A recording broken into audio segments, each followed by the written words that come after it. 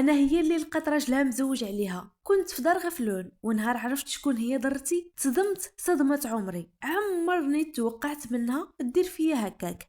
الوريدات ديالي كنتمنى تكونوا بخير. قبل ما ندخلوا في القصه حطوا لايك باش هكا يبقاو يطلعوا لكم القصص جداد، وندخلوا في القصه. معكم سناء، تزاديت وكبرت في واحد الاسره على قد الحال. نبدا معكم حكايتي في النهار اللي الام والاب ديالي طلقوا. هزات ماما حوايجها ومشينا عند والديها. كنت انا البنت الوحيده عندها. كانت في عمري هذيك الساعه 3 سنين، ولكن كيف وصلت لسن 5 سنين كانت ماما تخطبات وتزوجات. بقيت ساكنه مع جدي وجداتي مع خالي الصغير هو ومراته.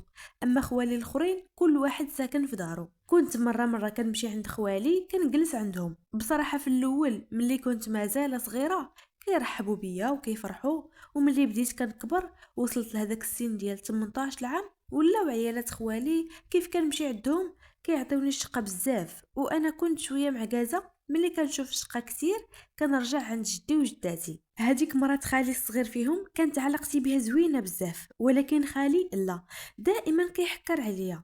الا غير خرجت كيف كنرجع كيبقى يسول فيا فين كنتي علاش تعطلتي. ولكن ملي كبرت عاد عرفت بلي خالي مسكين كيسول عليا حيت خايف عليا. المهم البنات، مرات هاد خالي كانت اختها عندها العرس، مشينا وكيف سال هذاك العرس رجعنا. من بعد سيمانه عيطت واحد السيده على مرات خالي، قالت ليها ولدي شاف واحد البنت من العائله ديال راجلك وعجباتو. ملي سولت عليها قالوا لي راه بنت لوستك، نجيو لعندكم الا وافقتوا ما يكون غير الخير. هذاك الشيء اللي وقع. جات مرات خالي قالت لي زرختي يا سناء، الخطاب جاو فيك. قلت لها شكون؟ جاوبتني قالت لي من عائلتها. قلت لها حتى نشوف الناس ديك الساعه نقرر. ماشي بزاف جات حتى ماما هي وراجلها، واخا كانت بعيده شدات الطريق بحكم ما سكناش في نفس المدينه اللي حنا فيها. اش غادي نقول لكم البنات، ملي جاو الناس وهما يشكروا فيا ويعاودوا. السيده اللي بغاتني لولدها قالت لي نديرك بحال بنتي، اما السيد قال لي ما ينقصك معايا حتى شي خير. قال لي شنو شروطك؟ قلت له تهلا فيا وتتقى فيا وجه الله. قال لي هو الشرط ديالو نسكنوا مع دارهم حتى يسهل عليه الله ويدير الدار ديالو. هي هذيك. داز هذاك النهار زوين، حددنا تاريخ العرس اللي كان من بعد 5 شهور. دغيا دازت. هذاك خالي الصغير هو اللي دار لي العرس، اما الاب ديالي ما عقلش عليا. من نهار تلقات منه ماما كنهضر معاه مره في شحال، حتى هذاك الحنان اللي خصو يحن عليا كنت محرومه منه. من هاد المنبر كنقول لكاع الاباء تهلاو في ولادكم وبناتكم وما تخليوهمش محرومين من العطف ديالكم. المهم البنات، كما قلت لكم درت العرس ومشيت سكنت مع عائلته. بصراحه كانوا معايا زوين، كان كل شيء هو هذاك. بقيت هكاك حتى داز على زواجي عام وقررت نحمل. كمل عليا الله، دوزت الحمل ولوحم حتى كملت 9 شهور وولدت وتزاد عندي ولد. راجلي كان فرحان بزاف، ما كرهش يهز هذاك الولد وبقيت ساره به. موراها بعامين ولدت بنتي. الامور ديالي حتى لهنا كانت عاديه وكلها زوينه، حتى تعرفت على واحد صاحبتي اللي غادي تقلب لي حياتي سفاها على علاها. واجي ونعاود لكم ما دوزات عليا. نبدا لكم نهار اللي خرجت وليداتي للجرده يلعبوا. في هذيك العشيه كنت جالسه حتى جات واحد السيده جلست حدايا في هذوك المقاعد اللي كيكونوا في الجرده. في الاول كنت جالسه وساكته كنشوف وليداتي كيلعبوا، حتى بدات كتهضر معايا. قالت لي ما شاء الله وليداتك زوينين. قلت لها الله يبارك فيك، هضره كتجبد هضره. حتى دخلت لي لخاطري. كنت عرفت باللي عاد تحولات لهاد المدينه ديالنا وهي ما مزوجاش. جات على ود الخدمه والدار اللي كاريها مع البنات باش هكا الكرا يطيح عليها رخيص. كانت البلاصه اللي ساكنه فيها مع البلاصه اللي ساكنه فيها انا كانت بيناتنا جوج ناقي. ولات فين ما كنمشي لهذيك الجرده كنلقاها، كنجلسوا وكنبقاو نهضروا. اليوم غدا اليوم غدا. كنت كنعاود ليها كل شيء، كنعاود ليها الصغيره والكبيره، لدرجه ملي كانت خاصم مع راجلي كنعاود ليها. مره كنعرض عليها في دار عكوزتي كتجي كتغدى معانا ملي ما كتكونش خدامه. لدرجه تعرفتها على العائله ديال راجلي ولاو حتى هما كيرحبوا بها. مشات ايام وجات ايام حتى داز على زواجي 8 سنين. واحد النهار كنت خارجه انا وياها ودائما كنجلسوا في هذيك الجرده. كانت كتوري لي التصاور ديالها في التليفون ديالها، حتى لواحد اللحظه كيصوني التليفون.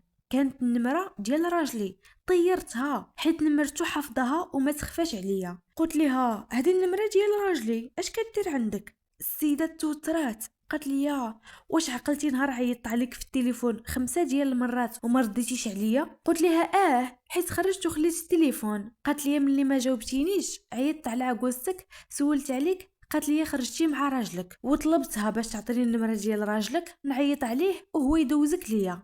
انا جات لي عاديه حيت فايت مشيت انا وياها لواحد المحل على ود واحد الكساوي واعرين وما لقيتش هذاك الكولور اللي بغيت، وصيت مول المحل باش يجيبوا ليا.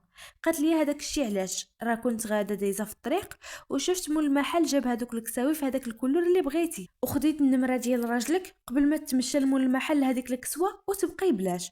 قلت لها هذه فهمتها، ولكن علاش راجلي كيعيط عليك دابا؟ قالت لي ما عرفتش يا اختي، خليتها وعيطت على راجلي تم. كيف جاوب؟ قلت له علاش عيطت لصاحبتي؟ زرب عليا قال لي من الصباح وانا كنعيط عليك وكتشدني العلبه الصوتيه، تشوشت عليك وعلى الدراري وعيطت على صاحبتك حيت عرفتك غادي تكوني معاها ودائما تتكوني معاها. وانا معنيه تيقتو عارفه راسي حماره، ولكن الله غلب الثقه العمياء وما دير. هذه هي النتيجه ديالها. انا في هذاك الوقت اعتبرت الامر عادي. مشات ايام وجات ايام حتى لواحد النهار اللي عيطوا على شيخي في التليفون من السبيطار، قالوا ليه الو اجي راه ولدك ومراته في السبيطار. شيخي ما فهم والو، قال لينا يمكن راه غالطين حيت سناء ها هي في الدار وهما قالوا ولدي مع مراته ومراته ها هي في الدار قدامي، يمكن غير السميات كيتشابهوا. عكوزتي قالت ليه والو نمشيو نتاكدوا، ما هناهاش خاطرها. وفعلا مشينا. كيف وصلنا كنلقاو الراجل داير كسيده بالطوموبيل ومعاه صاحبتي بزوج بهم مقصحين ديال بصح. كيف شفتو؟ قلت له كيفاش مراتك؟ اش هادشي كنسمع واشنو كدير معاك؟ راجلي كلمه وحده اللي كيقول ليا سمحي ليا. قلت له هي الهضره بصح. قال لي ماشي لخاطري، صاحبتك بقات كدور بيا وطيحاتني في الفخ. وقفت على صاحبتي قلت لها واش هكا تجازيني؟ واش هذه هي الصحبه؟ بقات ساكته ومهبطه عينيها. خرجت من تم نيشان لدار عكوزتي، جمعت حوايجي وحوايج ولادي ومشيت عند جدودي. جدي وجداتي كبروا وخالي مازال ساكن معاهم. كيف وصلت عاودت ليهم وكنبكي بهستيريا. صبروني وقالوا لي اعتبري هذا الدار دارك، عمرت نقصك شي حاجه لا انت ولا ولادك. جلست عندهم. راجلي كيف رجع بخير جا هو والام ديالو كيطلب ويعاود باش نرجع معاه. دائما ما كنخرجش لعنده، ما بغيتش نشوفه. كيقول لي خالي قالت لك طلقها. الحمد لله لقيت خالي داير ليا العز. كنت بغيت نرفع عليه دعوه باش نعرف كيفاش تزوج حيت انا ما عطيتوش الموافقه، ولكن جدي ما بغاش، قال لي خليه لله هو اللي يتكلف به. ما نقدرش نطيح بكلمه جدي حيت عزيز عليا. الراجل كيقول لهم مستعد نطلق هذيك السيده غير ترجع ليا سناء هي وليداتي، وانا رافضه. ولكن راه ديما كيجي لدرجه ملي ما كنبغيوش نفتحوا ليه الباب كيبقى يغوت قدام الدار كيقول لهم يا عباد الله انا بغيت مراتي وولادي. كيعيط عليا في التليفون كنبلوكيه، كيرجع ياخد نمره جديده وكيعيط عليا وعاوتاني كنبلوكيه. وهي غاده عييت معاه ما بغاش يعطيني اتساع وما بغاش يطلقني. حرت وعاودت لكم قصتي باش نتشاور معاكم واش نرجع معاه حيت قال لي غادي يطلقها.